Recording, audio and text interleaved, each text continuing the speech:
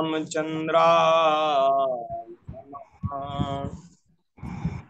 ओम नमः परमहंसास्वादित चरण कमल चिन्मकरंदाय भक्तजनमानस निवासाय श्री रामचंद्राय कृष्णाय वासुदेवाय हरे परमात्मने प्रणतक्लेशनाशाय गोविंदाय नमो नमः। नारायणं नमस्कृत्य नरं चैव नरोत्तमं देवीं सरस्वतीं व्यासं ततो जयमुदीरये। भक्त भक्ति भगवंत गुरु चतुर्नाम बपुएक इनके पद वंदन किए नाशे विघ्न अनेक। चार जुगन में भक्त जे तिनके पद की धूरी सर्वसु सिर धरि राखी हो मेरी जीवन। श्री कृष्ण गोविंद हरे मुरारे हे नाथ नारायण वासुदेव। श्री कृष्ण गोविंद हरे मुरारे हे नाथ नारायण वासुदेव। अपने वाणी और मन को पवित्र करते हुए सभी लोग भगवान के नाम का उच्चारण करेंगे। हे नाथ नारायण वासुदेव, हे नाथ नारायण वासुदेव। श्री कृष्ण गोविंद हरे मुरारे हे नाथ नारायण वासुदेव। श्री कृष्ण गोविंद हरे मुरारे हे नाथ नारायण वासुदेव। हे नाथ नारायण वासुदेव, हे नाथ नारायण वासुदेव। हे हे नाथ नारायण वासुदेव, हे नाथ नारायण वासुदेव। श्री कृष्ण गोविंद हरे मुरारे हे नाथ नारायण वासुदेव। श्री कृष्ण गोविंद हरे मुरारे हे नाथ नारायण वासुदेव। हे नाथ नारायण वासुदेव, हे नाथ नारायण वासुदेव। श्री वृंदावन बिहारी लाल की जय, श्री राधा वल्लभ लाल की जय, श्रीमद् भागवत महापुराण की जय, श्री देव जी महाराज की जय, श्री सदगुरुदेव भगवान की जय, सब संतन की जय, सब भक्तन की जय। जय जय श्री राम। नारायण नारायण नारायण। हरि शरणम भक्त वांछा कल्पतरु भक्त वत्सल शरणागत वत्सल दीन बंधु दया सिंधु असंख्येय कल्याण गुणगण निलय अकारण करुणालय सच्चिदानंद घन मूर्ति आनंद कंद भगवान श्री वृंदावन बिहारिणी बिहारी जी की महती कृपा करुणा से हम सभी को मनुष्य जीवन का परम फल सत्संग श्रीमद् भागवत जी की मंगलमयी कथा के माध्यम से प्राप्त हो रहा है। आप सब लोग अपने अपने घरों में बैठकर विज्ञान का सदुपयोग करते हुए श्रीमद् भागवत जी की मंगलमयी कथा श्रवण कर रहे हैं और यहाँ ब्रज भूमि में ब्रज की पवित्र भूमि में बैठकर श्रीमद् भागवत जी का आश्रय लेकर के हम कुछ निवेदन करने का प्रयास कर रहे हैं। इस प्रकार से ये बड़ा सुंदर सुयोग बना, बड़ा सुंदर अवसर हम सबको प्राप्त हो रहा है। श्रीमद् भागवत जी में चतुर्थ स्कंद में हम 8वें अध्याय में पहुंच गए हैं। कल 7वें अध्याय तक की चर्चा हो गई, उसमें शंकर जी का चरित्र, सती जी का चरित्र हुआ। आज 8वें अध्याय में श्री मैत्रेय जी महाराज हैं। इसका विषय है श्री ध्रुव जी का वनगमन। यहाँ से ध्रुव जी के मंगलमय चरित्र का प्रारंभ हो रहा है। तो उससे पहले मैत्रेयी महाराज श्री ब्रह्मा जी के द्वारा जो सृष्टि की उत्पत्ति हुई है उसका थोड़ा वर्णन कर रहे हैं। फिर उसके बाद वर्णन करते करते वे ध्रुव जी का चरित्र कहेंगे। तो उसी प्रकार से हम भी निवेदन कर रहे हैं। मैत्रेय जी कह रहे हैं, हे विदुर जी, श्री ब्रह्मा जी के पुत्र सनकादि एवं नारद जी और ऋभु, हंस, अरुणि और यति इन ब्रह्म गृहस्थाश्रम में प्रवेश नहीं किया। अधर्म जो है वो भी ब्रह्मा ब्रह्मा जी का ही पुत्र था।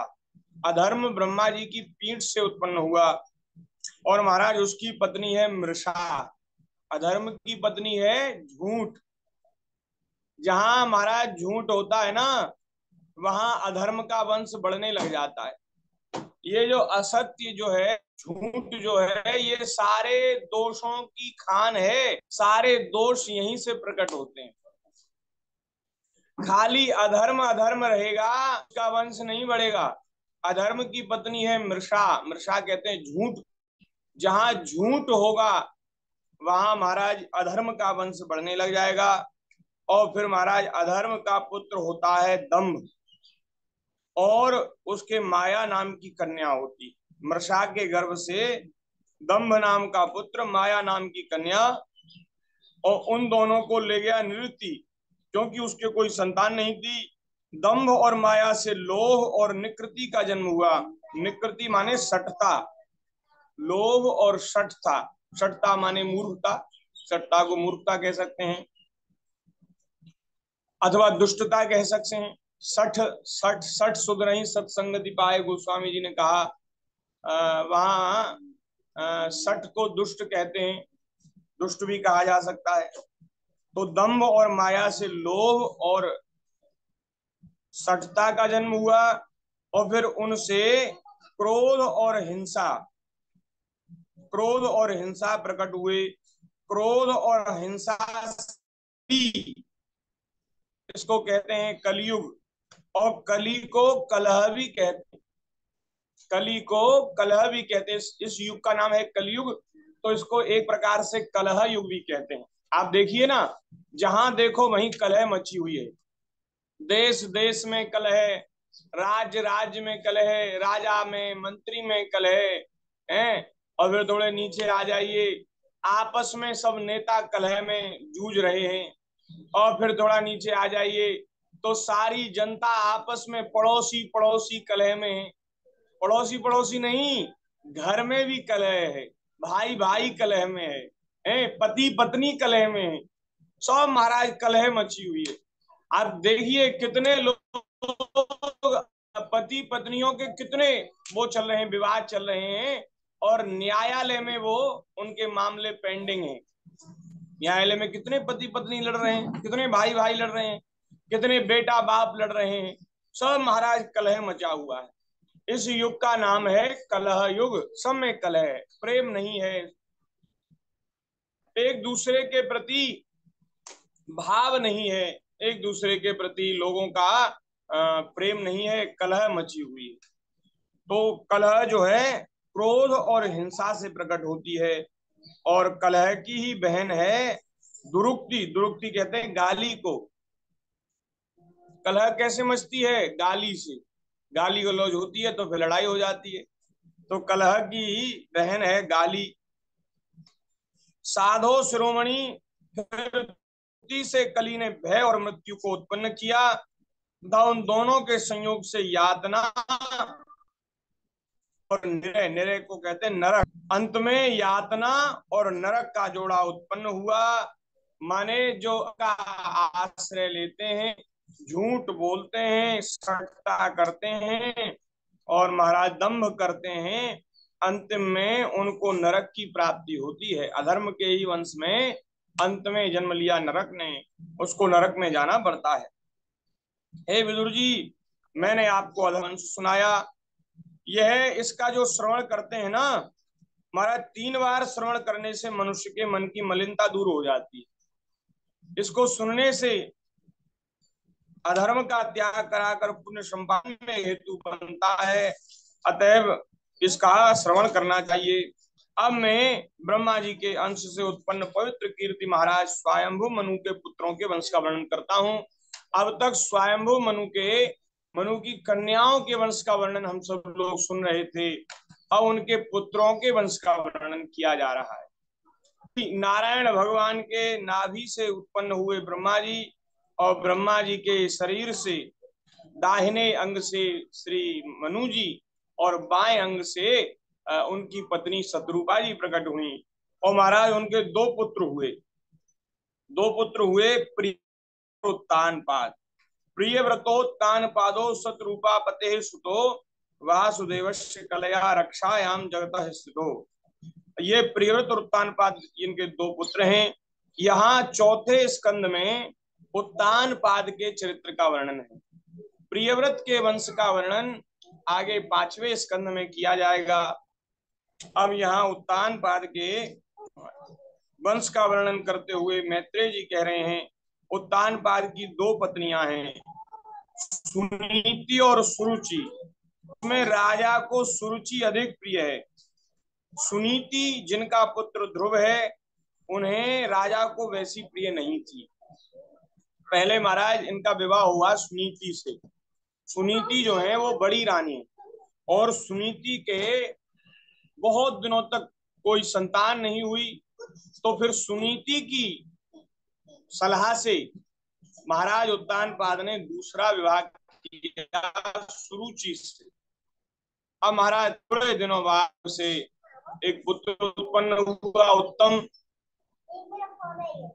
और उत्तम से पहले भी श्री सुनीति माता गर्भवती हो गई थी, और उन्होंने ध्रुव जी को जन्म दे दिया था। ध्रुव जी बड़े हैं, और फिर सुरुचि से विवाह हुआ, तो सुरुचि के गर्भ से उत्तम का जन्म हुआ, एक पुत्र का जन्म हुआ।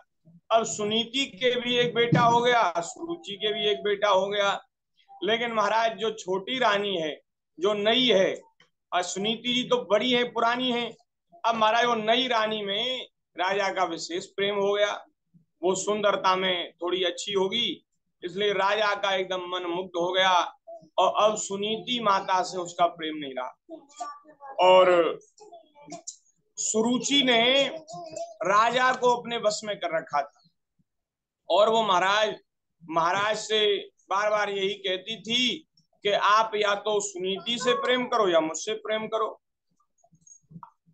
तो वो महाराज कह करके उसने सुनीति से बिल्कुल प्रेम जो है वो नष्ट करवा दिया महाराज का। अब महाराज सुनीति के पास आते, क्योंकि सुनीति के पास आएंगे, उससे बोलेंगे, बातचीत करेंगे, तो सुरुचि नाराज हो जाएगी। सुरुचि नाराज न हो, छोटी रानी नाराज न हो, इसलिए महाराज सुनीति के कोई व्यवहार नहीं रखते।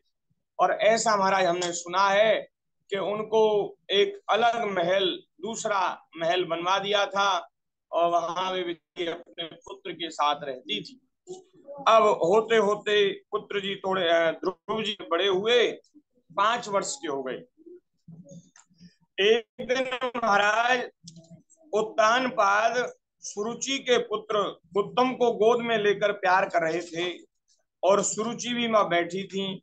उसी समय ध्रुव जी वहां खेलते हुए आए, और ध्रुव जी ने देखा कि मेरा भाई पिताजी की गोद में बैठा है, तो उन्हें भी पिता की गोद में बैठना चाहा। क्योंकि बालकों का होता है, एक बालक को बिठा लो तो दूसरा बालक भी हट करता है कि मुझे भी बैठना है, मुझे भी बैठना है। तो अब ध्रुव जी आए दौड़े दौड़े, और ध्रुव जी महाराज की गोद में चढ़ गए।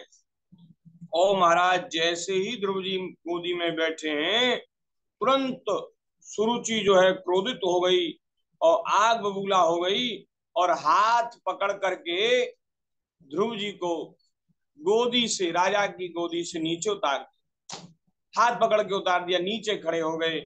और वो कहने लगी, वो डाह भरे ईर्ष्या भरे शब्दों में उसने कहा, अरे बच्चे, तू राज सिंहासन पर बैठने का अधिकारी नहीं है, तू भी राजा का बेटा है, इसमें क्या हुआ? तू अपने को राजपुत्र समझता है, लेकिन इससे बात नहीं बनेगी, क्योंकि तुझको मैंने अपनी कोख में नहीं धारण किया। यदि तू मेरे गर्भ से जन्म लेता और मेरी गोदी में तू अगर बैठने का अधिकारी होता तो राजा का भी तू विशेष प्रिय होता, तो तू राज सिंह का अधिकारी होता। लेकिन तूने मेरे कोख में तू नहीं रहा, मेरे गर्भ से तूने जन्म नहीं लिया, इसीलिए तू राजा की गोदी में बैठने का, राज सिंहासन का भी तू अधिकारी नहीं है। तू अभी नादान है, तुझे पता नहीं है कि स्त्री के गर्भ से जन्म लिया है। यहाँ सुरुचि सुनीति को दूसरी स्त्री कह रही है। अरे सुनीति जी जो हैं वो भी तो महारानी हैं, वे भी तो राजा की पत्नी हैं, और राजा की पत्नी होने के कारण ध्रुव जी राजकुमार हैं। तो ये बात उसकी कहना बिल्कुल अनुचित है। लेकिन महाराज, जो लोग ईर्ष्या से जलते रहते हैं, दूसरों से डाह करते हैं, दूसरी खुशी नहीं देख पाते, वे लोग कुछ का कुछ बोलते हैं। उनको बिल्कुल विवेक नहीं होता, क्या सही है क्या गलत है, क्या बोलना चाहिए क्या नहीं बोलना चाहिए। उसने कहा तूने दूसरी स्त्री के गर्भ से जन्म लिया है और तू ऐसे दुर्लभ विषय की इच्छा कर रहा है, तेरे लिए दुर्लभ है ये मनोरथ। इतना सुनते सुनते महाराज ध्रुव जी जो हैं बड़े दुखी हो गए, नेत्रों से उनके आंसू बहने लगे और एकदम क्रोध के कारण उनका शरीर कांप रहा है।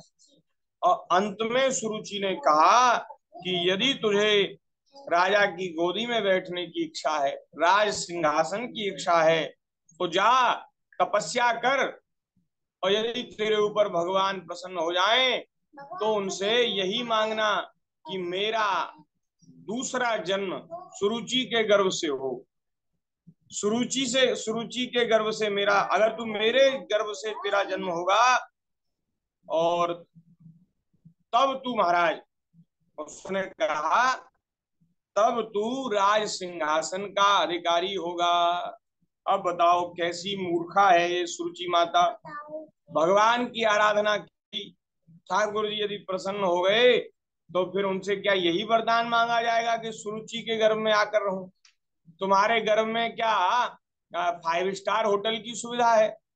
जैसे सब माताओं का गर्भ होता है ऐसे तेरा गर्भ है, और गर्भ की पीड़ा जो है वो नारकीय पीड़ा कही जाती है।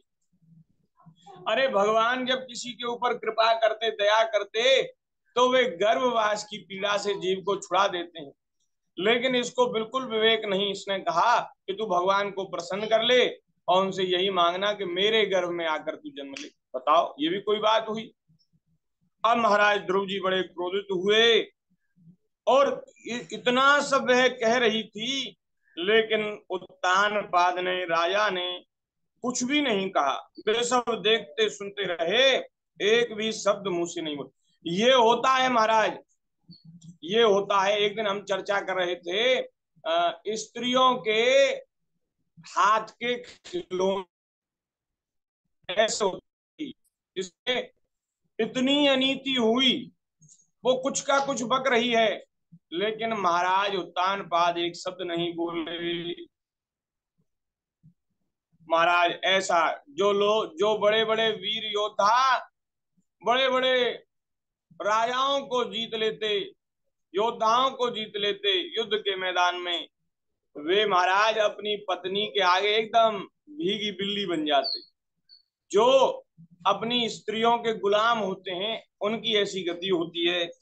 राजा कुछ भी नहीं बोले। तब महाराज उन्होंने, ध्रुव जी ने देख लिया कि पिताजी तो मेरे पक्ष में कुछ नहीं बोलेंगे, तब पिता को छोड़कर ध्रुव रोते हुए अपनी माता के पास आए और बड़े महाराज दुखी हैं, क्रोधित हैं, सिसक सिसक के रो रहे हैं। जैसे ही माता ने देखा कि बालक मेरा बेटा रो रहा है, और महाराज गोदी में उठा लिया। और जब महल के दूसरे लोगों से अपनी सोच सुरुचि कही हुई बातें माता सुनीति ने सुनी, तब उसे बड़ा दुख हुआ। ध्रुव जी तो कुछ बोल ही नहीं पा रहे थे, लेकिन और लोगों ने बताया कि माताजी ऐसा ऐसा हुआ है। तब उनको मालूम हुआ, उनका धीरज टूट गया। वह दावानल से जली हुई बेल के समान शोक से संतप्त होकर मुरझा गईं तथा विलाप करने लगीं। सौत की बातें याद आने से उनके कमल सरीखे नेत्रों में आंसू भर आए। उस बेचारी को अपने दुख पारावार का कहीं अंत ही नहीं दिखाई देता था। इतनी दुखी हो गई। एक तो वो स्वयं राजा की उपेक्षा पा रही थी, राजा उनकी कोई परवाह नहीं करते थे। कैसी हैं, ठीक हैं कि नहीं हैं, खाती हैं, पीती हैं, क्या करती हैं, उनके बिल्कुल उनके विषय में बिल्कुल चिंता राजा को नहीं थी। लेकिन इतना तो चलो सहन कर भी लिया जाए। लेकिन महाराज उनका इकलौता पुत्र श्री ध्रुव जी, अब महाराज उनके प्रति भी राजमहल में ऐसा व्यवहार हो रहा है, ऐसा व्यवहार हो रहा है जैसे बेचारा ये तो राजा का पुत्र है ही नहीं। इतनी उपेक्षा जब ध्रुव जी की ओर है तो कैसे गुजारा हो। उनको बड़ा दुख हुआ।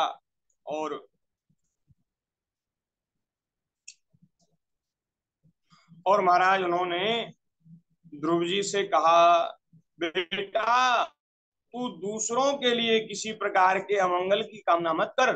जो मनुष्य दूसरों को दुख देता है उसे स्वयं ही उसका फल भोगना पड़ता है। देखो, हम अपने बालकों को चाहें तो अच्छी बात सिखा सकते हैं, अच्छी शिक्षा दे सकते हैं, लेकिन बालकों को अच्छी शिक्षा देने से पहले हमें स्वयं अच्छी बात स्वीकार करनी पड़ेगी, अच्छी बात ग्रहण करनी पड़ेगी।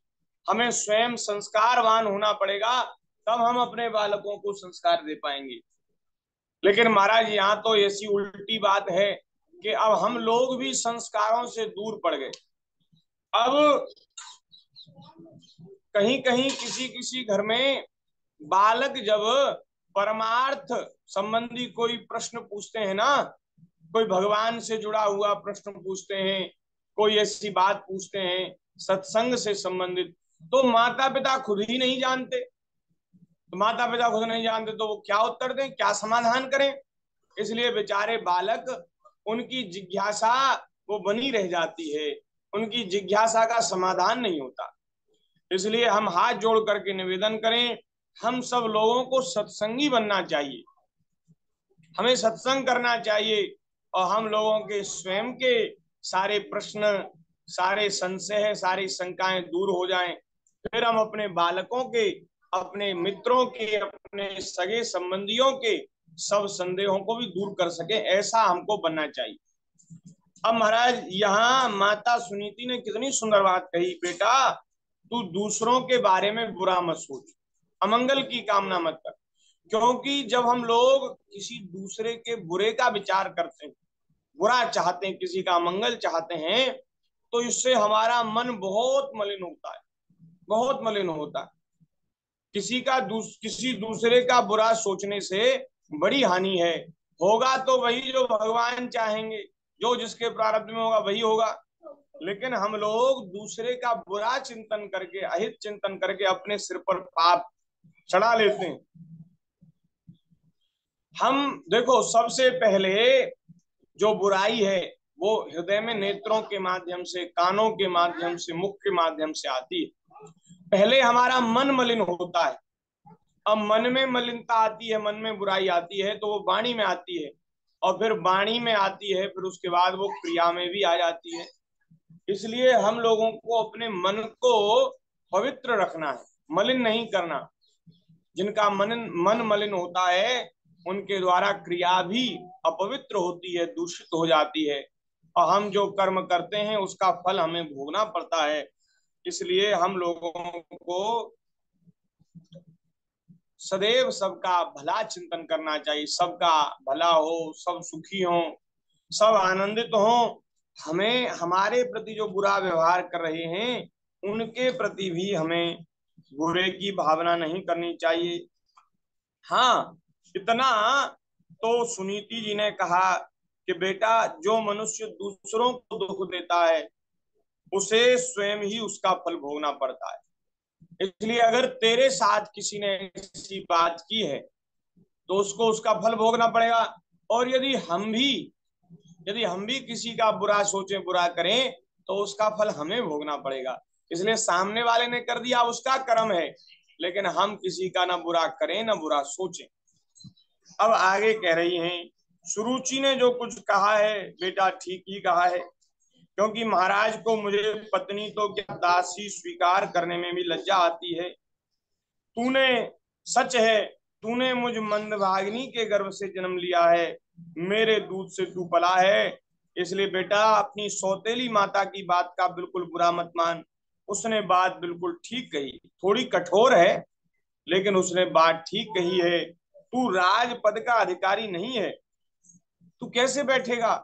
अरे राजा तो रात दिन सुरुचि के ही आगे पीछे घूमते हैं, उसको ही प्रसन्न करने का उपाय करते हैं, तो तू कैसे राज सिंहासन पर बैठेगा? वह बेटा, अगर तू अपना भला चाहता है और यदि तू राजा की गोद में बैठना चाहता है, तो तुझे भगवान के चरणों की आराधना करनी चाहिए। बिल्कुल सही सलाह तेरी माता ने दी है। पर बेटा, जब भगवान तेरे ऊपर प्रसन्न हो जाए ना, तो उनसे तू सुरुचि के गर्भ में आने की इच्छा मत करना। मांगना कि मैं सुरुचि के गर्भ से मेरा जन्म हो, नहीं मांगना, क्योंकि भगवान बड़े भक्त वत्सल हैं। वे महाराज उनका आश्रय लेने वाले जो साधक होते, मुक्षु होते हैं, वे जन्म मरण के चक्र से छूटने की इच्छा से भगवान के चरणों को खोजते हैं, चरणों का आश्रय लेते हैं। इसलिए तू अपना तू अपना मन पवित्र करके और महाराज श्री भगवान को ही अपने हृदय में बिठा ले, उन्हीं का भजन कर, उन्हीं का चिंतन कर, उन्हीं का आश्रय ले। वे तुझे जन्म मृत्यु के चक्र से छुड़ा देंगे। उन कमलदल लोचन श्री हरि को छोड़कर मुझे तो तेरे दुख को दूर करने वाला कोई दिखाई देता नहीं। जब राजा ही दुख, जब कोई और दुख दे तो राजा से शिकायत कर दी जाती है, महाराज हमें दुखी करता है। लेकिन जब स्वयं राजा ही दुख दे तो उसके दुख को दूर कौन कर सकता है? कोई नहीं कर सकता। बोले इसलिए तुझे भगवान के ही चरणों का आश्रय लेना चाहिए, क्योंकि कोई दूसरा मुझे तेरा दुख दूर करने वाला दिखाई नहीं देता। भैया देख, जिन्हें प्रसन्न करने के लिए ब्रह्मा जी और सभी देवता उनको ढूंढते रहते हैं, वे वे श्री लक्ष्मी जी भी दीपक की भांति हाथ में कमल लिए निरंतर उन्हीं भगवान की खोज किया करती हैं। इसलिए तू भगवान का भजन कर। संसार का पालन करने के लिए सत्वगुण को अंगीकार करने वाले उन हरि के चरणों की आराधना करने से ही तेरे परदादा ब्रह्मा जी को वह सर्वश्रेष्ठ पद प्राप्त हुआ, जो मन और प्राणों को जीतने वाले मुनियों के द्वारा भी वंदनीय है। ब्रह्मा जी तेरे परदादा और तेरे दादा हैं मनु जी और तेरे पिता हैं उत्तानपाद, वो और भगवान श्री हरि श्री नारायण वे तेरे परदादा के भी पिता हैं, तेरे दादा के भी दादा हैं। इसलिए अब पिता की गोद में बैठने की इच्छा मत कर, तू भगवान को प्रसन्न कर और भगवान की ही गोदी में बैठ जा। हैं, अपने दादा के दादा श्री नारायण भगवान उनकी गोदी में बैठ जा, ऐसी शिक्षा दी है। और महाराज छोटे से बालक हैं ध्रुव जी, हम लोग भी अपने बच्चों को कुछ ना कुछ कहते हैं, लेकिन इनकी निश्चय शक्ति और ध्रुव जी की निश्चय शक्ति कैसी अद्भुत है। हम लोगों की निश्चय शक्ति बहुत ढीली है, लेकिन ध्रुव जी ने विचार कर लिया कि जो माता ने उपदेश दिया है, अब उसी का आश्रय लेकर मैं चला जाऊंगा वन में और वहां जाकर भगवान का भजन करूंगा। वे नगर से बाहर निकल गए और चल दिए जंगल की ओर। अब महाराज कोई जा रहा है, कोई अधिकारी, कोई भक्त, कोई जिज्ञासु जा रहा है भगवान की खोज में, भगवान को प्रसन्न करने के लिए, तो अब उसे सदगुरु की, अब भगवान कितने दयालु कृपालु हैं, जो उनकी सच्चे हृदय से खोज करता है ना, उसको गुरु भी ठाकुर जी स्वयं उपलब्ध कराते हैं, उसको गुरु मिला देते हैं। भगवान की प्रेरणा से नारद जी ने जाना कि ध्रुव जी अपने पिता के बर्ताव से, सौतेली माता के कटु वचनों से आहत होकर और अपनी माता की शिक्षा को धारण करके जंगल में जा रहे हैं, भगवान का भजन करने के लिए जा रहे हैं। तो नारद जी वहां प्रकट हो गए। बोलिए श्री नारद जी महाराज की जय। और नारद जी ने आकर के बीणा बजाई, श्रीमन नारायण नारायण नारायण, श्रीमन नारायण नारायण नारायण, भजमन नारायण नारायण नारायण, भजमन नारायण नारायण नारायण, श्रीमन नारायण नारायण नारायण, श्रीमन नारायण नारायण नारायण नारायण नारायण। नारायण नारायण नारायण नारायण कहते हुए नारद जी प्रकट हो गए। नारद जी को देख करके ध्रुव जी तो बड़े आश्चर्य में भर गए, कौन महापुरुष हैं। लेकिन देख लिया कि कोई ये दिव्य पुरुष हैं। ध्रुव जी ने उनको प्रणाम किया। नारद जी ने ध्रुव जी को उठाया और उनके मस्तक पर अपना सुकोमल कर कमल फिराते हुए नारद जी मन ही मन कहने लगे कि देखो तो सही, क्षत्रियों का कैसा अद्भुत तेज होता है। थोड़े से मान भंग को, थोड़े से अपमान को भी नहीं सह सकते। ये छोटा सा बच्चा, नन्हा सा बच्चा, इसके हृदय में सौतेली माता के कटु वचन घर कर गए हैं और ये भगवान की आराधना करने के लिए जंगल में जा रहा है। देखो तो सही, छोटा सा बच्चा बिल्कुल नहीं डरता। तब नारद जी ने ध्रुव जी से कहा, बेटा अभी तो तू बच्चा है, खेल कूद में मस्त रहता है। अरे किसी ने तेरा सम्मान किया, अपमान किया, उससे क्या हो गया। बच्चों को तो बच्चे तो बेचारे इतने सरल होते हैं कि वो सम्मान और अपमान को बिल्कुल हृदय में नहीं रखते। कोई महाराज उनको कुछ कह दे, थोड़ी देर के लिए नाराज होते हैं, और वही व्यक्ति फिर जब दोबारा कोई लड्डू दे दे, मिठाई दे दे, तो वे फिर प्रसन्न हो जाते हैं, अपमान को भूल जाते हैं।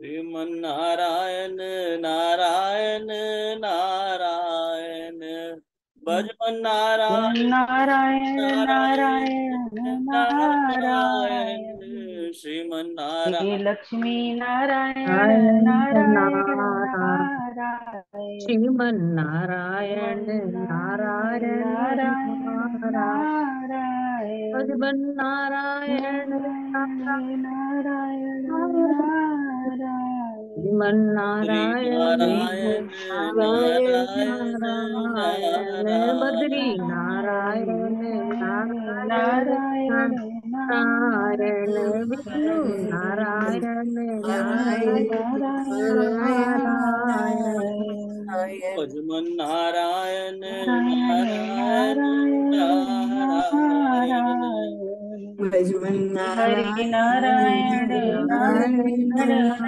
नारायण।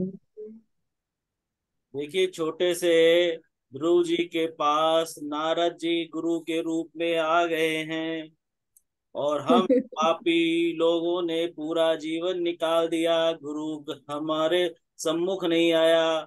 कारण क्या? हमारे अंदर पात्रता नहीं है, हमारे अंदर शुद्धता नहीं है, हमारे अंदर हम अधिकारी नहीं किसी तरह से गुरु प्राप्त करने के। गुरु स्वयं जब हम पात्रता धारण कर लेते हैं तो स्वयं गुरु अपने आप ही साक्षात सम्मुख आ जाता है, हमें ढूंढने की आवश्यकता नहीं है। इसलिए हमारे अंदर पात्रता, शुद्धता, धैर्यता, कोमलता, सारे ता वाले क्वालिटीज आ जानी चाहिए, तब प्रभु गुरु हमारे सम्मुख आ जाते हैं। बोलिए बोल वृंदावन बिहारी लाल काल की की जय। जय, जय जय श्री श्री राधे राधे श्याम, जय जय जय जय श्री श्री राधे राधे श्याम।